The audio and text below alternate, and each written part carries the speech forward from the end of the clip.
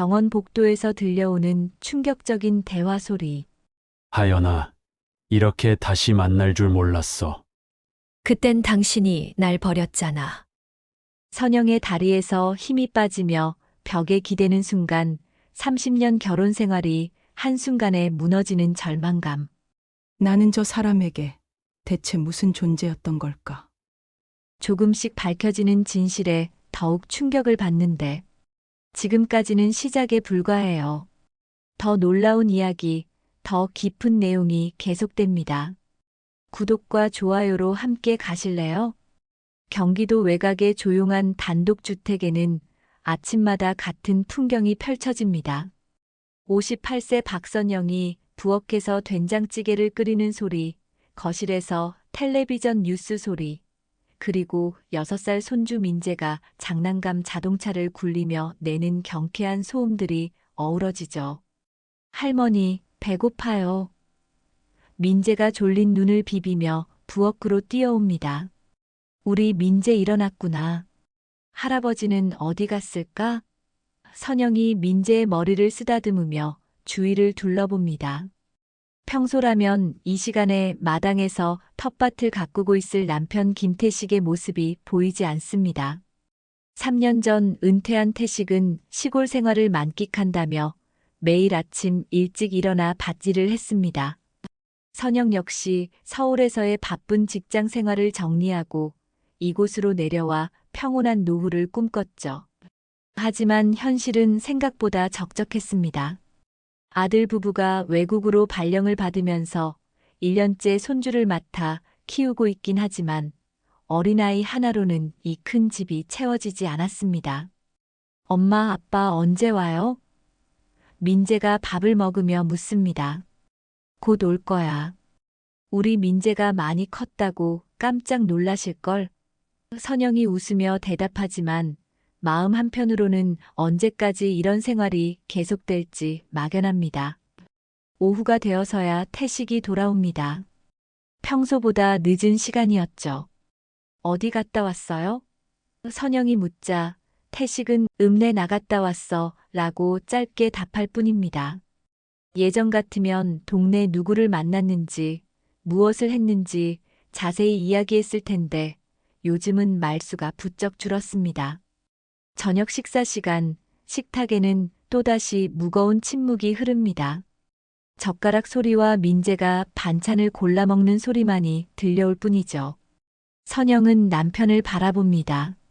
언제부터인가 태식은 휴대폰을 식탁에 놓고 수시로 확인합니다. 누군가 연락이라도 오기를 기다리는 듯한 모습입니다. 요즘 누구랑 연락 많이 해요?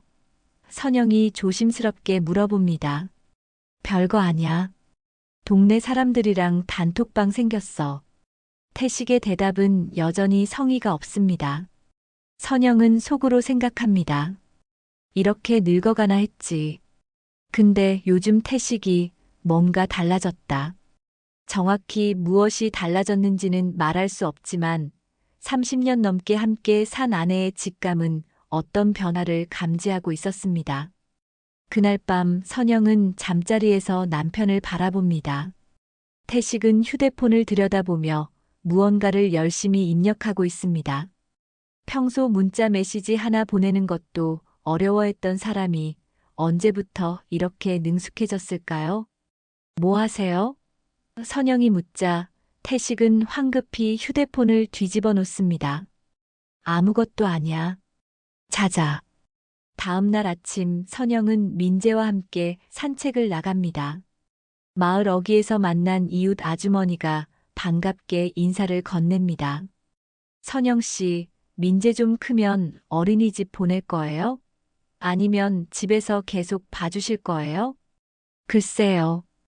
아직 어려서 집에서 보고 있는데 좀 더 크면 생각해 봐야죠. 요즘 보니까 보모 구하는 집들도 많더라고요. 아이 하나 키우는 것도 보통 일이 아니잖아요. 집으로 돌아오는 길, 선영은 아주머니의 말을 곰곰이 생각해 봅니다. 민재를 돌보는 것이 힘들지는 않지만 때로는 전문적인 도움이 필요할 때가 있습니다. 특히 태식이 요즘처럼 집을 비우는 일이 잦아진다면 더욱 그렇죠. 그날 저녁 선영은 태식에게 제안합니다. 민재 좀 더 체계적으로 돌봐줄 사람 한 분 구하는 게 어때요? 보모 말이에요. 태식이 고개를 들어 선영을 바라봅니다. 그의 눈빛에 잠깐 이상한 감정이 스쳐가는 것을 선영은 놓치지 않았습니다. 보모요? 그럴 필요 있나요? 우리가 충분히 돌볼 수 있는데. 그래도 전문적인 분이 있으면 민재한테도 좋을 것 같아서요. 생각해봐요. 결국 며칠간의 고민 끝에 두 사람은 보모를 구하기로 결정합니다. 인터넷에 구인 광고를 내고 며칠 후 연락이 왔습니다. 목소리가 차분하고 경험도 풍부해 보이는 여성이었죠. 이렇게 평온했던 일상에 작은 균열이 생기기 시작했습니다. 선영은 아직 모릅니다. 곧 자신의 삶을 뒤흔들 거대한 파도가 밀려오고 있다는 것을 말이죠. 월요일 오전 현관 초인종이 울립니다. 선영이 문을 열자 단아한 인상의 여성이 서 있었습니다. 40대 후반으로 보이는 그녀는 검은색 블라우스에 베이지색 치마를 입고 있었고 화장기 없는 얼굴임에도 불구하고 눈에 띄는 아름다움을 지니고 있었습니다. 안녕하세요. 이하연입니다. 전화로 말씀드렸던 보모일로 왔습니다. 하연의 목소리는 전화에서 들었던 것처럼 부드럽고 차분했습니다. 선영은 그녀를 집 안으로 안내하며 첫인상에 만족했습니다. 깔끔한 외모에 정중한 말투, 그리고 무엇보다 아이를 좋아한다는 것이 눈빛에서 느껴졌기 때문이죠. 민재야, 이분이 하연 선생님이야. 인사드려. 선영이 거실에서 놀고 있던 민재를 불렀습니다. 민재는 처음에 낯을 가리며 선영 뒤로 숨었지만 하연이 무릎을 꿇고 아이와 눈높이를 맞추며 말을 걸자 금세 마음을 열었습니다. 민재구나. 멋진 자동차네. 이거 변신 로봇으로도 바뀌어. 하연이 민재가 가지고 놀던 장난감을 가리키며 웃었습니다. 네. 이렇게 하면 로봇이 돼요. 민재가 신나게 장난감을 변형시켜 보였습니다. 선영은 그 모습을 지켜보며 안도했습니다. 아이가 이렇게 빨리 낯선 사람과 친해지는 것은 쉬운 일이 아니었거든요. 하연에게는 아이들과 소통하는 특별한 능력이 있는 것 같았습니다. 경력은 어떻게 되세요?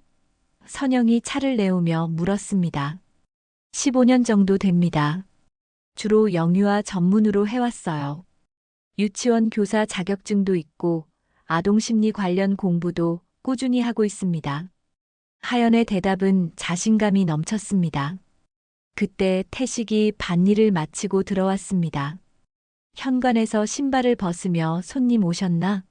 하고 물었는데 거실로 들어와 하연을 본 순간 표정이 굳어졌습니다. 여보, 이분이 민재 돌봐주실 하연 선생님이에요. 선영이 소개했지만 태식은 잠시 말을 잇지 못했습니다. 하연 역시 태식을 보는 순간 미묘한 변화를 보였습니다. 차분했던 얼굴에 잠깐 당황스러운 기색이 스쳤지만 곧바로 정중하게 인사했습니다. 안녕하세요. 아, 네. 안녕하세요. 태식도 뒤늦게 인사를 받았습니다. 선영은 두 사람의 어색한 분위기를 눈치챘지만 처음 만나는 사이니까 그럴 수도 있다고 생각했습니다. 오히려 태식이 평소보다 예의 바르게 행동하는 것이 신기할 정도였죠. 면접은 순조롭게 진행되었습니다. 하연은 아이 돌봄에 대한 철학부터 안전관리, 교육 방법까지 모든 질문에 완벽하게 답했습니다.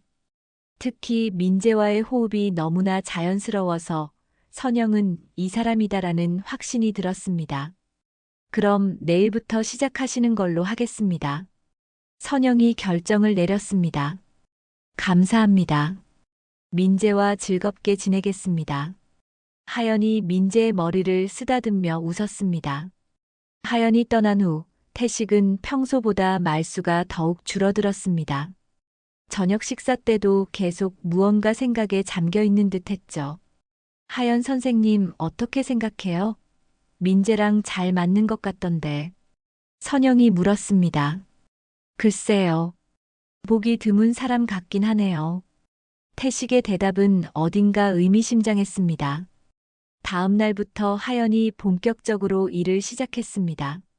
오전 9시에 출근해서 오후 6시까지 민재를 돌보는 것이 주요 업무였는데 첫날부터 그녀의 전문성이 돋보였습니다. 민재의 하루 일과를 체계적으로 관리하고 놀이를 통한 학습법을 적용해서 아이가 지루해하지 않도록 했습니다. 점심 준비도 영양을 고려한 균형 잡힌 식단으로 차려줬죠. 하연 선생님 정말 잘하시네요. 민재가 이렇게 말을 잘 듣는 걸 본 적이 없어요. 선영이 감탄했습니다. 아이들은 정성을 알아봐요. 진심으로 대하면 마음을 열어주죠. 하연이 미소 지으며 답했습니다. 며칠이 지나면서 선영은 하연에 대해 더욱 호감을 갖게 되었습니다.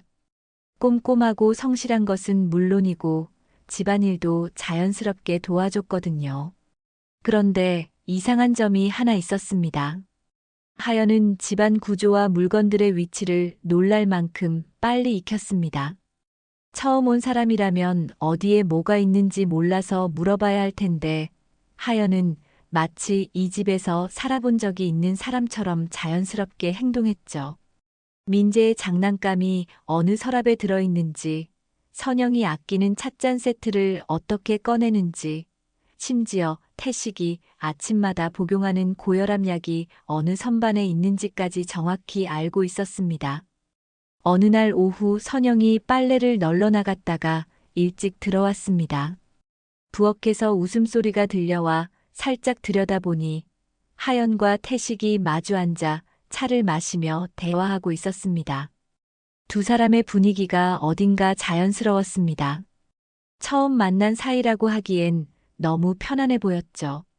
특히 하연이 태식을 바라보는 시선에는 오래 알고 지낸 사람에게나 보일 법한 친밀함이 담겨 있었습니다. 선영은 문득 불안한 감정이 스쳐가는 것을 느꼈습니다. 하지만 곧 손주를 위한 대화겠지라고 자신을 달랬습니다. 그런데도 마음 한편에 남은 묘한 긴장감은 쉽게 사라지지 않았습니다. 그날 밤 선영은 잠자리에서 하연에 대해 생각했습니다. 분명히 좋은 사람이고 민재에게도 도움이 되고 있었습니다. 하지만 왜 이렇게 마음이 편하지 않을까요? 바깥에서 바람이 창문을 흔드는 소리가 들려왔습니다. 마치 앞으로 일어날 일들을 예고하는 것처럼 말이죠. 하연이 일을 시작한 지 일주일이 지났습니다. 민재는 하연을 완전히 따르게 되었고 선영 역시 그녀의 능력에 감탄하며 안심하고 있었습니다. 하지만 며칠 사이 눈에 띄는 몇 가지 일들이 선영의 마음에 작은 의문을 심어주기 시작했습니다. 첫 번째 이상한 점은 하연이 집안 물건들의 위치를 너무나 정확히 알고 있다는 것이었습니다. 어제는 민재가 갑자기 열이 나서 해열제를 찾고 있을 때 하연이 주저없이 안방 서랍 깊숙한 곳에서 약을 꺼내왔습니다. 선영도 가끔 찾기 어려워하는 곳인데 말이죠. 어머, 여기에 약이 있는 줄 어떻게 아셨어요? 선영이 놀라며 물었습니다. 아, 첫날에 집안을 둘러보면서 응급 상황에 대비해서 미리 파악해뒀어요. 아이 돌봄에서 가장 중요한 게 안전이잖아요. 하연의 대답은 그럴듯했지만 선영에게는 뭔가 석연치 않게 느껴졌습니다. 그리고 하연은 태식의 생활 패턴도 놀랄 만큼 잘 알고 있었습니다. 태식이 아침마다 7시 정각에 일어나서 고혈압 약을 먹는다는 것, 점심 후에는 반드시 30분 정도 낮잠을 잔다는 것, 저녁에는 마당에서 산책을 한다는 것까지 말이죠. 어느 날 아침 선영이 늦잠을 자는 바람에 태식의 약 챙기는 것을 깜빡했습니다. 부엌에 내려와 보니 하연이 이미 물과 함께 약을 준비해 놓고 있었습니다. 아버님 약 시간이셔서 미리 준비해뒀어요. 하연이 자연스럽게 말했습니다. 태식은 당황한 기색을 보이며 고맙습니다 라고 말했지만 선영은 그 순간 두 사람 사이에 스쳐가는 묘한 시선을 놓치지 않았습니다. 점심시간 선영은 하연과 함께 민재의 식사를 도우며 슬쩍 물어봤습니다. 선생님, 혹시 이 동네에서 살아보신 적 있으세요? 너무 익숙하게 지내시는 것 같아서요. 하연이 잠깐 수저를 멈췄습니다. 아니요, 처음이에요. 그냥 적응을 빨리 하는 편이라서요. 그날 오후 선영은 마을 슈퍼마켓에 장을 보러 갔습니다. 계산을 하고 있는데 뒤에서 누군가 선영의 어깨를 톡톡 쳤습니다. 어머, 선영 씨 아니에요? 동네에서 오랫동안 운수업을 해온 박 기사였습니다. 아, 박 기사님. 안녕하세요. 요즘 댁에 새로 온 분 있죠? 40대 여자분 말이에요. 네, 민재 돌봐주시는 분이에요. 왜요? 박 기사가 주위를 둘러보더니 목소리를 낮췄습니다. 그분, 며칠 전에 우리 택시 탔는데 주소도 안 알려주고 김태식 씨 집으로 가주세요라고 하더라고요. 마치 집 위치를 정확히 아는 것처럼요. 선영의 가슴이 철렁했습니다. 언제 말씀이세요? 보름 전쯤? 그때는 댁에서 일하기 전이었을 텐데. 이상하죠? 집으로 돌아오는 길, 선영의 머릿속은 복잡했습니다. 박 기사의 말이 사실이라면 하연은 이 집에서 일하기 전부터 태식을 알고 있었다는 뜻이었습니다. 그렇다면 왜 처음 만나는 척 했을까요? 집에 도착하니 하연은 민재와 함께 거실에서 블록놀이를 하고 있었습니다. 평소와 다름없는 모습이었지만 선영의 눈에는 모든 것이 달라 보였습니다. 다녀오셨어요? 민재가 할머니 기다렸어요. 하연이 밝게 웃으며 인사했습니다. 네. 고생하셨어요. 선영은 애써 평정심을 유지하며 답했습니다. 그날 저녁 태식이 평소보다 일찍 들어왔습니다. 하연이 퇴근 준비를 하고 있을 때였죠. 오늘 수고하셨습니다. 태식이 하연에게 인사했습니다. 네, 내일 또 뵙겠습니다. 하연이 답하며 현관으로 향했습니다. 선영은 부엌에서 설거지를 하며 두 사람의 대화를 들었는데 무언가 어색한 점이 있었습니다. 하연이 신발을 신으면서 그때 말씀하신 것 생각해 보겠습니다라고 작은 목소리로 말하는 것이었습니다. 그때 말씀하신 것이 무엇일까요? 선영은 귀를 더 기울였지만 하연은 이미 문을 나섰습니다. 밤늦게 선영은 태식에게 조심스럽게 물어봤습니다. 여보, 하연 선생님이랑 무슨 이야기 하신 거예요? 뭔가 생각해 본다고 하던데. 태식이 잠시 당황하는 기색을 보였습니다. 아, 그냥. 민재 교육 방법에 대해서요. 별거 아니에요. 하지만 태식의 대답은 확신이 없어 보였습니다. 선영은 더 이상 묻지 않았지만 마음속 의심은 점점 커져갔습니다. 다음 날 아침 선영은 하연이 오기 전에 태식에게 다시 물어봤습니다. 여보, 혹시 하연 선생님을 예전에 본 적 있어요? 왜 갑자기 그런 소리를? 태식의 반응이 과도하게 예민했습니다. 그냥 너무 집안 상황을 잘 아시는 것 같아서요. 처음 보는 사람이에요. 뭘 그런 걸 의심해. 태식이 짜증스럽게 말하며 밖으로 나갔습니다. 그날 오후 선영은 우연히 태식의 휴대폰이 거실 탁자에 놓인 것을 발견했습니다. 평소라면 절대 손에서 놓지 않던 휴대폰을 깜빡한 것이었죠. 선영은 잠시 망설이다가 휴대폰을 들어봤습니다.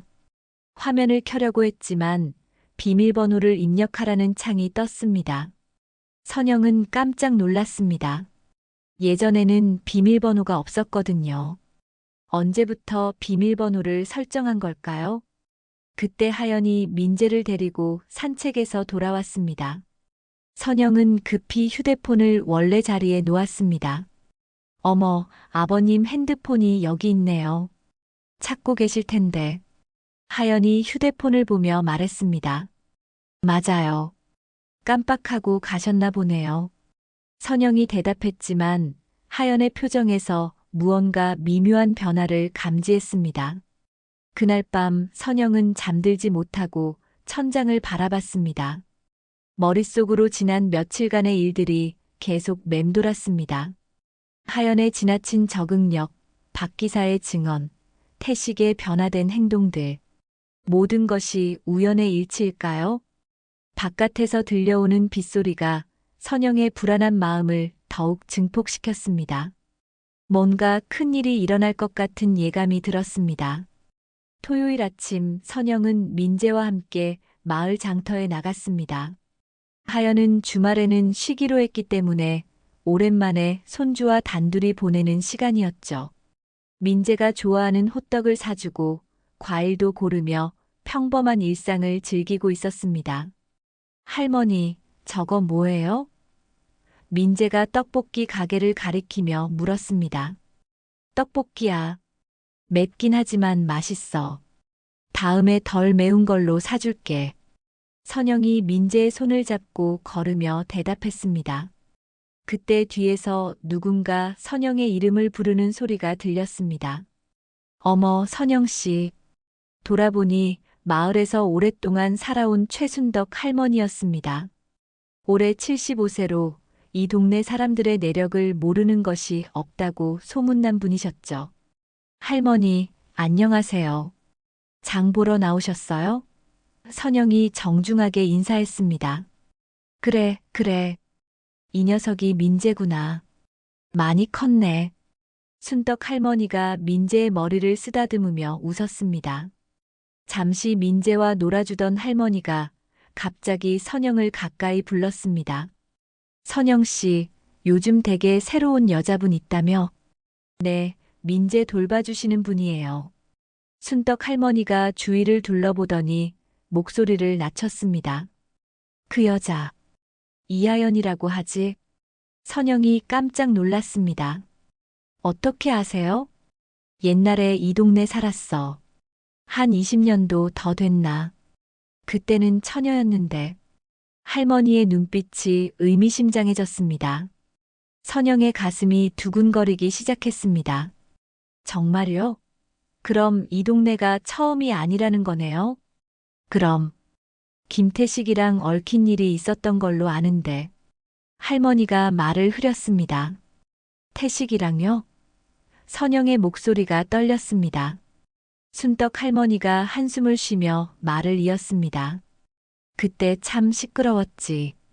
집안에서 난리가 났었어. 하연이 그 집 며느리가 될 뻔했거든. 선영은 머리가 하얘지는 것을 느꼈습니다. 며느리요? 응. 태식이 그 여자랑 사귀고 있었어. 그런데 집안에서 극구 반대했지. 뭔가 문제가 있었나 봐. 결국 하연이는 동네를 떠났고 태식이는 얼마 후 서울에서 선영 씨를 만나서 결혼했잖아. 선영은 다리에 힘이 빠지는 것을 느꼈습니다. 장바구니를 든 손이 떨렸죠. 그런데 지금 다시 나타났다는 게. 할머니가 고개를 저으며 혀를 찼습니다. 세상 참 좁다니까. 할머니, 그 일이 정말 확실한가요? 내가 직접 받는 걸. 그때 하연이가 얼마나 예뻤는지. 태식이도 그 여자한테 푹 빠져 있었어. 그런데 어느 날 갑자기 헤어지고 하연이는 눈물로 동네를 떠났지. 민재가 할머니 치마를 잡아당기며 할머니 사탕 주세요라고 말했지만 선영은 아무것도 들리지 않았습니다. 머릿속이 온통 하얗게 변해버렸거든요. 선영 씨, 괜찮아? 얼굴이 하얗게 됐네. 순덕 할머니가 걱정스럽게 물었습니다. 아, 네. 괜찮아요. 그냥 좀 어지러워서요. 선영이 억지로 웃으며 답했습니다. 집으로 돌아가는 길, 선영의 머릿속은 혼란스러웠습니다. 하연이 태식의 옛 연인이었다니. 그럼 처음 만났을 때 서로 아는 척하지 않은 것도, 하연이 집안 구조를 너무 잘 아는 것도 모두 설명이 되었습니다. 집에 도착하니 태식이 마당에서 물을 주고 있었습니다. 평소와 다름없는 모습이었지만 선영의 눈에는 모든 것이 다르게 보였습니다. 다녀왔어요? 태식이 반갑게 인사했습니다. 네. 선영은 대답하기가 힘들었습니다. 점심을 준비하면서도 선영의 손은 계속 떨렸습니다. 태식이 하연에 대해 거짓말을 했다는 것, 그리고 하연이 복수를 위해 온 것은 아닐까 하는 생각이 머릿속을 떠나지 않았습니다. 왜 그래? 어디 아파? 태식이 선영의 상태를 눈치채고 물었습니다. 아니에요. 그냥 좀 피곤해서요. 선영은 태식의 눈을 똑바로 보지 못했습니다. 오후가 되어서 하연이 찾아왔습니다. 평소처럼 밝은 얼굴로 안녕하세요라고 인사했지만 선영에게는 그 미소가 가면처럼 느껴졌습니다. 주말인데 왜 오셨어요? 선영이 물었습니다. 민재가 어제 감기 기운이 있는 것 같아서 확인하러 왔어요. 괜찮으면 좋겠는데. 하연이 민재에게 다가가며 이마를 만져봤습니다. 그때 태식이 밖에서 들어왔습니다. 하연을 보는 순간 그의 표정이 미묘하게 변했습니다. 오늘 쉬시는 날 아니었나요? 태식이 당황스럽게 물었습니다. 민재 상태가 걱정되어서요. 하연이 답했습니다. 선영은 두 사람을 번갈아 봤습니다. 뭔가 어색한 분위기가 흘렸죠. 마치 비밀을 공유하고 있는 사람들처럼 보였습니다. 그럼 차라도 한잔 하세요. 태식이 제안했습니다. 괜찮으시면. 하연이 고개를 끄덕였습니다. 선영은 부엌에서 차를 준비하며 정원을 내다봤습니다. 하연과 태식이 마주 앉아 있었는데 두 사람의 모습이 너무나 자연스러웠습니다. 오랫동안 알고 지낸 사이처럼 편안해 보였죠. 특히 하연이 태식을 바라보는 눈빛에는 그리움 같은 감정이 담겨 있었습니다. 그리고 태식 역시 하연을 볼 때 평소와는 다른 표정을 짓고 있었습니다. 선영은 차를 들고 나가면서 두 사람의 대화를 들었습니다. 그때 일은 정말 미안했어. 태식의 목소리였습니다. 이제 다 지난 일이에요. 하연이 조용히 답했습니다. 그때 일이란 무엇일까요? 선영은 가슴이 터질 것 같았지만 모른 척하며 차를 내려놓았습니다. 무슨 이야기 하세요? 선영이 일부러 밝게 물었습니다. 그냥. 민재 교육에 대해서요. 태식이 어색하게 대답했습니다. 하연은 차를 마신 후 곧 돌아갔습니다. 그녀가 떠난 후 집안에는 무거운 침묵이 흘렸습니다. 그날 밤 선영은 태식에게 직접 물어보기로 결심했습니다. 여보, 하연 선생님. 정말 처음 보는 분이에요? 태식이 책을 읽다가 손을 멈췄습니다. 왜 자꾸 그런 소리를 해? 오늘 마을에서 들었어요. 옛날에 이 동네에 살았다고, 그리고 당신과. 선영의 목소리가 떨렸습니다. 태식의 얼굴이 창백해졌습니다. 오랜 침묵 후에 그가 입을 열었습니다. 누가 그런 소리를? 그럼 사실이에요? 선영이 다그쳤습니다. 태식은 더 이상 대답하지 않았습니다. 그 침묵이 모든 것을 말해주고 있었습니다. 선영은 그날 밤 잠들 수 없었습니다. 30년 결혼 생활 동안 한 번도 들어보지 못했던 남편의 과거가 갑자기 눈앞에 나타났습니다. 그리고 그 과거가 지금 자신의 집에서 손주를 돌보고 있다는 현실이 믿기지 않았습니다. 그날은 유난히 하늘이 무거웠습니다. 아침부터 먹구름이 끼더니 오후가 되자 굵은 빗방울이 떨어지기 시작했죠. 선영은 며칠 전 순떡 할머니에게 들은 이야기 때문에 마음이 무거웠지만 평소처럼 일상을 유지하려 노력하고 있었습니다. 하연은 오늘도 어김없이 출근해서 민재를 돌보고 있었습니다. 하지만 선영의 눈에는 그녀의 모든 행동이 의심스럽게 보였죠. 태식을 바라보는 시선, 집안 물건을 만지는 손길, 심지어 민재와 놀아주는 모습까지도 모든 것이 다른 의미로 다가왔습니다. 민재야, 점심 먹자. 하연이 부드럽게 민재를 불렀습니다. 네. 하연 선생님이 만든 계란말이 좋아해요. 민재가 신나게 달려왔습니다. 선영은 그 모습을 지켜보며 복잡한 심정이었습니다. 민재는 하연을 정말 좋아했고, 하연 역시 진심으로 민재를 아끼는 것 같았거든요. 하지만 그 뒤에 숨은 진짜 목적이 무엇인지 알 수가 없었습니다. 오후 3시쯤 비가 더욱 세게 내리기 시작했습니다. 태식은 읍내에 일이 있다며 나갔고, 집에는 선영과 하연, 그리고 민재만 남아 있었습니다. 할머니, 저 졸려요. 민재가 소파에 누우며 투정을 부렸습니다. 그럼 낮잠 잘까? 하연 선생님이 재워드릴게. 하연이 민재를 안방으로 데려갔습니다. 얼마 후 하연이 나와서 잠들었어요 라고 말했습니다. 거실에는 선영과 하연 단둘만 남게 되었죠. 차 한잔 하실래요? 선영이 물었습니다. 감사합니다. 하연이 소파에 앉으며 답했습니다. 선영은 차를 끓이면서 하연에게 무엇을 어떻게 물어야 할지 고민했습니다. 직접적으로 과거 이야기를 꺼내자니 너무 노골적이고 그렇다고 모른 척할 수도 없었거든요. 하연 선생님, 이 동네 어떠세요? 처음이라고 하시던데. 선영이 조심스럽게 말문을 열었습니다. 하연이 잠시 망설이는 듯 했습니다. 좋아요. 조용하고 정겨운 것 같아요. 혹시 예전에 이런 시골에서 살아보신 적은 없으세요? 왜 그렇게 물어보시는지 하연의 목소리에 경계심이 느껴졌습니다. 그때 갑자기 안방에서 민재의 울음소리가 들려왔습니다. 평소와는 다른 심상치 않은 울음이었죠. 민재야. 선영과 하연이 동시에 일어나 안방으로 달려갔습니다. 민재가 침대에서 몸을 뒤척이며 열심히 울고 있었습니다. 이마를 만져보니 열이 심하게 나고 있었어요. 어머, 열이 너무 높아요. 선영이 놀라며 소리쳤습니다. 하연이 재빨리 민재의 체온을 재어봤습니다. 39도네요.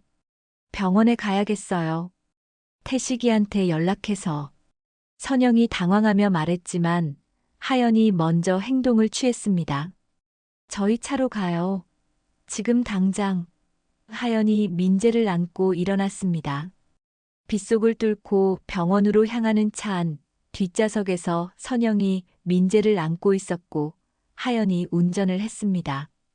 태식에게도 연락해서 병원으로 오라고 했죠. 민재야, 괜찮아. 곧 병원 도착해. 선영이 달래고 있을 때 하연이 말했습니다. 아버님께 다시 연락드려 볼게요. 하연이 운전하면서 휴대폰을 스피커로 연결했습니다. 전화가 연결되자 태식의 목소리가 들려왔습니다. 여보세요? 아버님, 저예요. 민재가 고열이 나서 병원으로 가고 있어요. 하연이 말했습니다. 뭐? 민재가?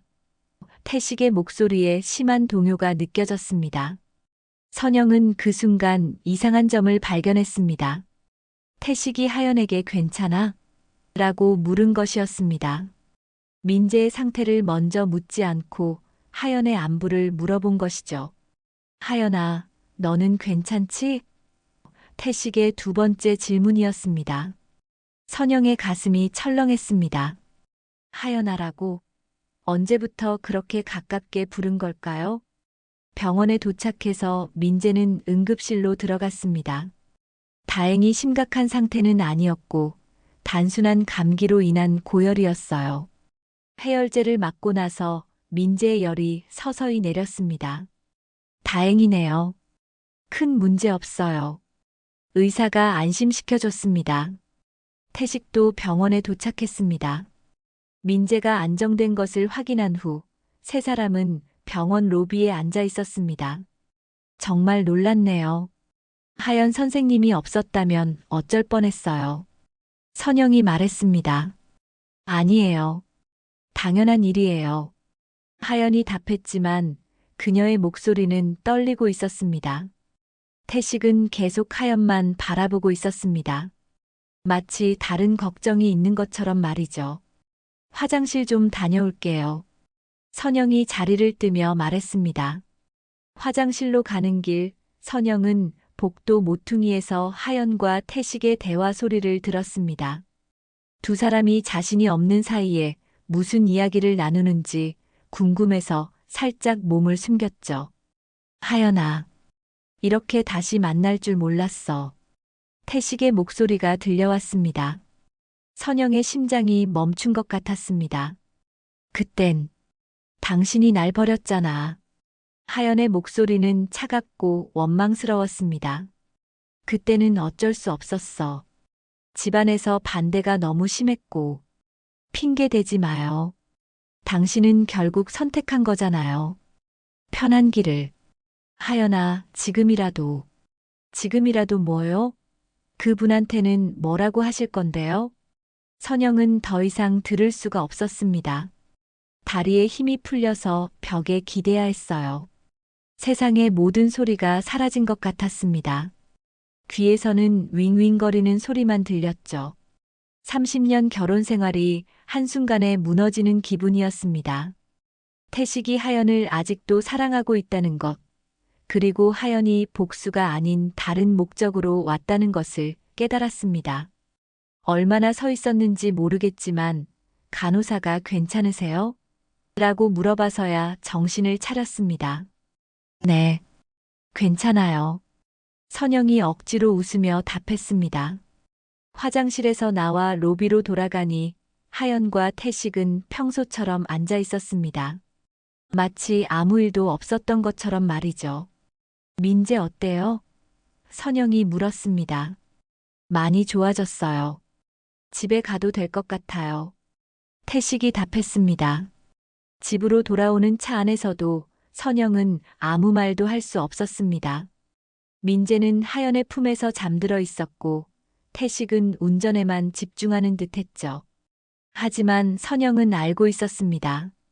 이제 모든 것이 달라질 것이라는 것을. 그리고 자신이 선택해야 할 때가 왔다는 것을 말이죠. 집에 도착한 후 하연은 민재를 침대에 눕히고 조용히 집을 나갔습니다. 그날 밤 선영은 태식과 마주 앉아 있었지만 서로 한마디도 하지 않았습니다. 빗소리만이 적막한 집안에 울려 퍼지고 있었습니다. 그날 밤 선영은 잠을 이룰 수 없었습니다. 병원에서 들은 하연과 태식의 대화가 머릿속에서 맴돌았죠.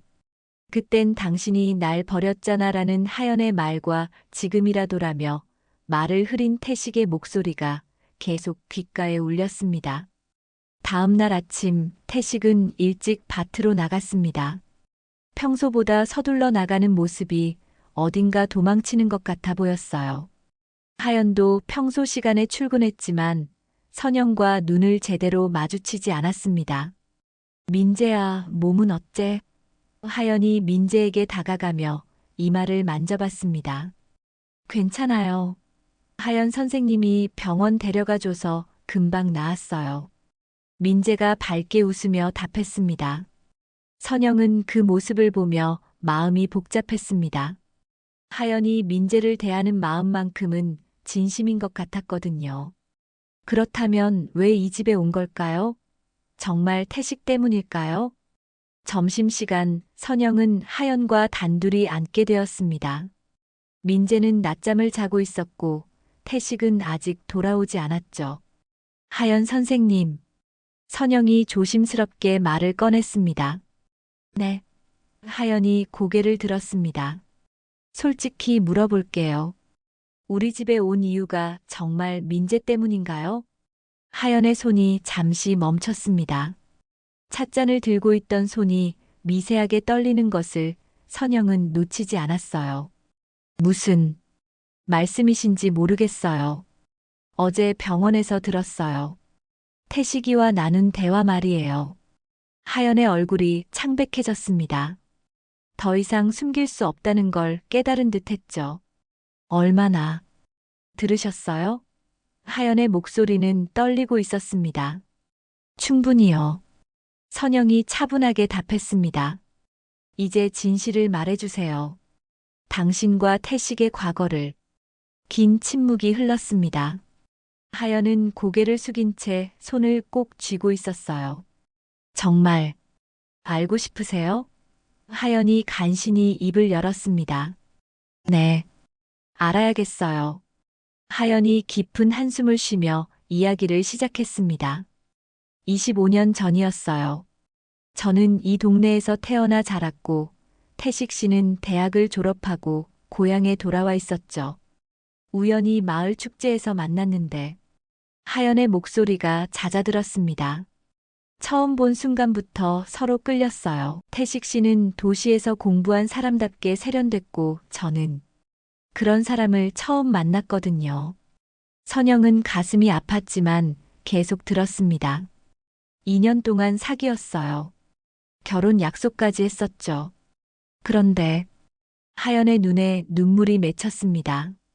그런데 무엇 때문에 헤어졌나요? 임신을 했어요. 하연의 고백에 선영이 숨을 멈췄습니다. 태식 씨는 기뻐했어요. 빨리 결혼하자고 했죠. 하지만 집안에서 극구 반대했어요. 제가 가난한 집 딸이라서 학벌도 없다서. 하연이 눈물을 닦으며 계속했습니다. 결국 태식 씨 부모님이 저를 찾아왔어요. 돈을 주면서 태식 씨 곁을 떠나라고 했죠. 아이도 지우라고 했어요. 선영의 가슴이 찢어지는 것 같았습니다. 분노와 동정이 동시에 밀려왔어요. 태식 씨는 끝까지 저를 지키려 했어요. 하지만 저는 포기했어요. 그 사람이 가족과 등지고 살아갈 수는 없잖아요. 그래서 아이는 유산했어요. 스트레스 때문인지 그냥 자연스럽게. 하연이 흐느끼기 시작했습니다. 그 후로 태식 씨는 서울로 떠났고 저도 이 동네를 벗어났어요. 선영은 복잡한 감정에 휩싸였습니다. 하연을 미워해야 할지 동정해야 할지 알 수 없었어요. 그럼 왜 지금 다시 왔어요? 태식이가 결혼해서 잘 살고 있는 걸 알면서. 처음에는 복수하려고 했어요. 하연이 솔직하게 털어놨습니다. 행복한 가정을 무너뜨려서 똑같은 고통을 주고 싶었어요. 선영의 예상이 맞았습니다. 하연은 정말 복수를 위해 온 것이었어요. 하지만 민재를 보는 순간 마음이 바뀌었어요. 하연이 고개를 들어 선영을 바라봤습니다. 민재가 제가 잃어버린 아이와 비슷한 나이거든요. 만약 그 아이가 살아있었다면 저렇게 생겼을 것 같았어요. 그래서 민재 때문에 온 거라고 한 건가요? 반은 진실이에요. 민재를 보면 제 마음이 편해져요. 그 아이의 웃음을 보면 제가 놓친 행복을 조금이나마 느낄 수 있거든요. 선영은 하연의 말을 들으며 마음이 복잡했습니다. 분명 잘못된 일이지만 하연의 아픔도 이해가 되었어요. 태식이는 뭐라고 하나요? 당신이 다시 나타난 것에 대해서. 처음에는 당황했어요. 하지만 아직도 저를 사랑한다고 하더라고요. 하연이 고개를 떨어뜨렸습니다. 선영의 가슴에 비수가 꽂히는 것 같았습니다. 남편이 다른 여자를 사랑한다는 걸 직접 들으니 현실감이 없었어요. 그럼 당신은 어떤가요? 태식이를 아직도 모르겠어요. 하연이 솔직하게 답했습니다. 25년이 지났는데도 그 사람을 보면 마음이 떨려요. 하지만 동시에 미워요. 그때 저를 지켜주지 못한 것도, 지금 이렇게 뒤늦게 사랑한다고 하는 것도. 그때 현관문이 열리는 소리가 들렸습니다. 태식이 돌아온 것이었어요. 이야기는 여기까지 하죠. 하연이 재빨리 눈물을 닦으며 일어났습니다. 아직 끝나지 않았어요. 선영이 말했습니다. 사모님, 정말 죄송해요. 이런 일에 휘말리게 해서. 하연이 깊이 고개를 숙였습니다. 태식이 거실로 들어왔습니다. 두 여자의 분위기가 심상치 않다는 걸 금세 눈치챘죠. 무슨 일이에요? 태식이 조심스럽게 물었습니다. 선영과 하연은 서로를 바라봤습니다. 이제 모든 카드가 테이블 위에 놓였어요. 더 이상 숨길 것도 피할 것도 없었습니다. 당신과 이야기해야겠어요. 선영이 태식에게 말했습니다. 태식의 얼굴이 창백해졌습니다. 드디어 진실과 마주할 시간이 온 것이었어요. 하연이 집을 나간 후 거실에는 무거운 침묵이 흘렀습니다. 태식은 소파 끝에 앉아 고개를 숙이고 있었고 선영은 맞은편에서 남편을 바라보고 있었죠. 30년 결혼 생활에서 이런 순간은 처음이었습니다. 이제 이야기해요. 하연 선생님과의 과거를. 선영의 목소리는 차가웠습니다.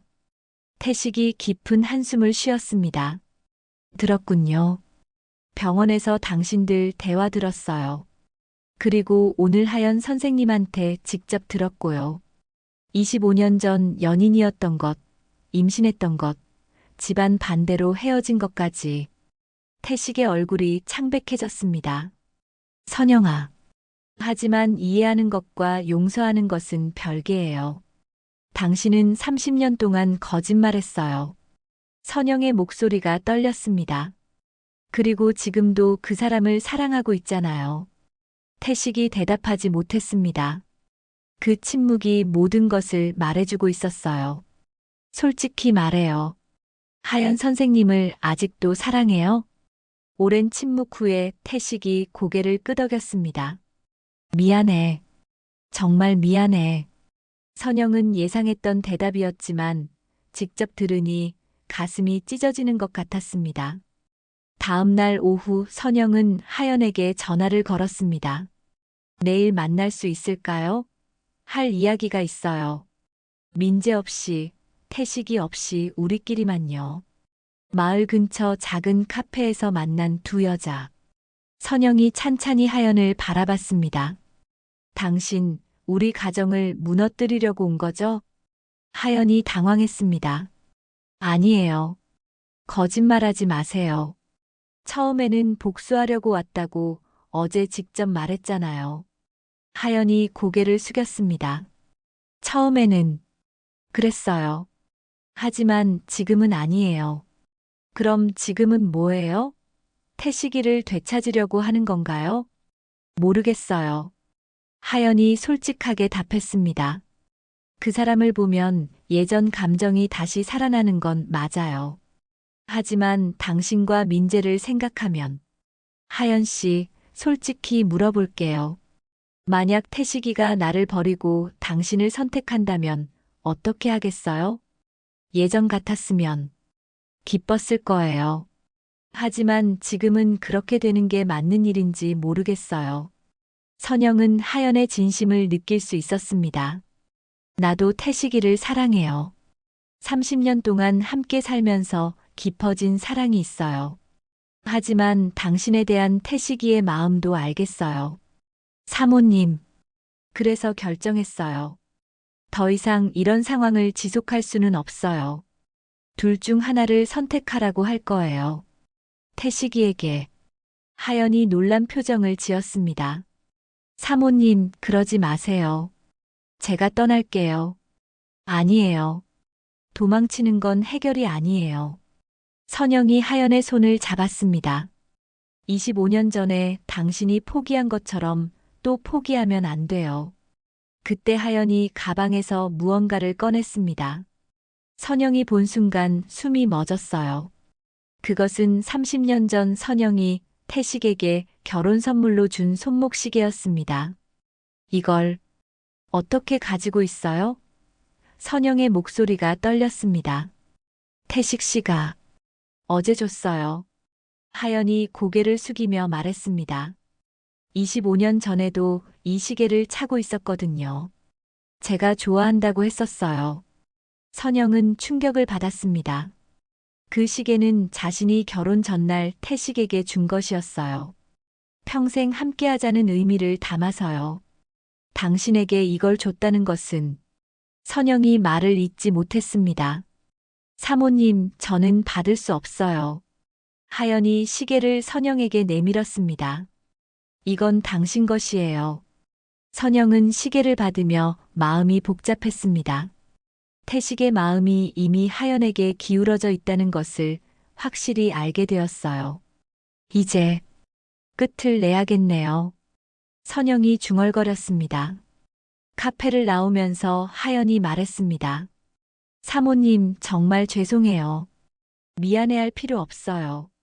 사랑은 죄가 아니니까. 선영이 담담하게 답했습니다. 그날 저녁 선영은 태식과 마지막 대화를 나누기로 결심했습니다. 민재가 잠든 후 부부는 거실에 마주 앉았습니다. 여보, 결정해요. 선영이 단호하게 말했습니다. 나와 하연 선생님 중에 누구를 선택할 건지. 태식이 깜짝 놀랐습니다. 갑자기 무슨, 더 이상 이런 식으로 살 수는 없어요. 당신도 나도 하연 선생님도 모두 괴로워요. 선영아, 나는. 대답해요. 누구를 선택할 거예요? 선영의 목소리에는 더 이상 망설임이 없었습니다. 태식은 오랫동안 침묵했습니다. 그리고 마침내 입을 열었습니다. 미안해. 정말 미안해. 그 짧은 대답 속에 모든 것이 담겨 있었습니다. 30년 결혼 생활의 마지막이 다가오고 있었습니다. 태식의 짧은 대답이 거실에 울려 퍼진 후 두 사람 사이에는 깊은 침묵이 흘렀습니다. 선영은 이미 예상했던 답이었지만 막상 현실이 되니 가슴이 무너지는 것 같았어요. 알겠어요. 선영이 담담하게 말했습니다. 그럼 이제 정리해야겠네요. 다음 날 아침 하연은 평소 시간에 출근했습니다. 하지만 선영과 눈을 마주치지 않으려 했어요. 어색한 분위기 속에서도 하연은 민재를 정성껏 돌봤습니다. 하연 선생님, 오늘 할머니 왜 안 웃어요? 민재가 순진하게 물었습니다. 할머니가 좀 피곤하신가 봐. 우리가 조용히 놀자. 하연이 민재를 다독이며 답했습니다. 점심시간 선영은 하연을 불렀습니다. 오늘까지만 일해주세요. 하연이 놀란 표정을 지었습니다. 사모님, 태식이의 선택을 들었어요. 이제 더 이상 이런 상황을 지속할 수는 없어요. 저녁 무렵 하연이 퇴근 준비를 했습니다. 평소보다 짐이 많았어요. 개인 물건들을 모두 챙기고 있었거든요. 민재야, 선생님이 이제 다른 곳에서 일하게 됐어. 하연이 무릎을 꿇고 민재와 눈높이를 맞췄습니다. 왜요? 저랑 안 놀아줄 거예요? 민재의 목소리가 풀이 죽었습니다. 민재는 이제 많이 컸으니까 혼자서도 잘할 수 있을 거야. 하연이 민재를 꽉 안았습니다. 하연이 집을 떠난 후 선영은 하연의 방을 정리했습니다. 깨끗하게 정돈된 방에는 민재와 함께 찍은 사진 한 장과 편지 한 통이 남겨져 있었어요. 편지에는 이렇게 적혀 있었습니다. 당신의 웃음을 보며 살아왔습니다. 이제 그만 놓아주세요. 며칠이 지났습니다. 태식은 말없이 밭일만 했고 선영은 민재를 돌보며 일상을 유지했어요. 하지만 집안 분위기는 예전 같지 않았습니다. 일주일 후 태식이 선영에게 말했습니다. 미안해. 정말 미안해. 하연 씨는 어디 갔어요? 연락은 하고 있어요? 선영이 직설적으로 물었습니다. 태식이 당황했습니다. 아니야, 연락 안 했어. 거짓말하지 마요. 그 사람 없이 살 수 있을 것 같아요? 태식은 대답하지 못했습니다. 찾아가세요. 선영이 단호하게 말했습니다. 뭐라고? 하연 씨 찾아가서 함께 사세요. 더 이상 망설이지 말고. 선영아, 나는 30년 전에 그 사람을 지키지 못한 것 후회하고 있죠? 이번에는 놓치지 마세요. 태식의 눈에 눈물이 고였습니다. 그럼 너는? 나는 괜찮아요. 민재도 있고 혼자서도 잘 살 수 있어요. 선영이 미소 지었습니다. 오히려 홀가분할 것 같아요. 그날 오후 태식은 짐을 쌌습니다. 선영은 그 모습을 지켜보며 마음을 정리했습니다. 민재한테는 뭐라고 할까? 태식이 물었습니다. 할아버지가 일 때문에 잠깐 멀리 간다고 하죠. 나중에 크면 이해할 거예요. 태식이 집을 나서기 전 선영에게 마지막 인사를 했습니다. 고마웠어. 정말 고마웠어. 잘 가요. 그리고 행복하세요. 차가 멀어지는 것을 지켜본 후 선영은 마당으로 나갔습니다. 햇살이 따뜻하게 비치고 있었어요. 민재가 마당에서 혼자 놀고 있었습니다. 민재야, 할머니랑 같이 꽃 심을까? 네, 좋아요. 선영은 민재와 함께 마당에 꽃씨를 심으며 생각했습니다. 상처는 쉽게 지워지지 않지만 흉터 위에 다시 꽃은 핀다. 한 달 후 선영은 동네 어르신 모임에 참석했습니다. 혼자가 된 것을 걱정하는 사람들도 있었지만 선영은 괜찮다고 말했어요. 이제 진짜 내 인생을 살아보려고요. 선영이 웃으며 말했습니다. 그날 저녁 민재가 잠든 후 선영은 혼자 차를 마시며 창밖을 바라봤습니다. 별이 유난히 밝은 밤이었어요. 외롭지 않았습니다. 오히려 오랜만에 마음이 평온했어요. 새로운 아침이 밝았습니다. 선영은 민재와 함께 아침 산책을 나갔어요. 마을 사람들이 반갑게 인사를 건넸고 민재는 신나게 뛰어다녔습니다. 할머니, 저 꽃 예뻐요. 민재가 길가에 핀 꽃을 가리켰습니다. 정말 예쁘다. 우리 집 마당에도 저런 꽃 심어볼까? 네, 좋아요. 며칠 후 선영은 우편함에서 편지 한 통을 발견했습니다. 발신 일란에는 하연이라고 적혀 있었어요. 편지를 열어보니 짧은 글이 적혀 있었습니다. 사모님의 용서에 감사합니다. 태식 씨와 잘 지내고 있습니다. 민재가 건강하게 자라길 바라며 사모님도 행복하시길 기도합니다. 선영은 편지를 읽으며 미소 지었습니다. 마음이 따뜻해졌어요. 그날 오후 민재와 함께 마당에 꽃을 심으며 선영은 생각했습니다. 모든 일에는 때가 있다는 것을, 때로는 놓아주는 것이 진짜 사랑이라는 것을 깨달았어요. 할머니, 이 꽃 언제 피어요?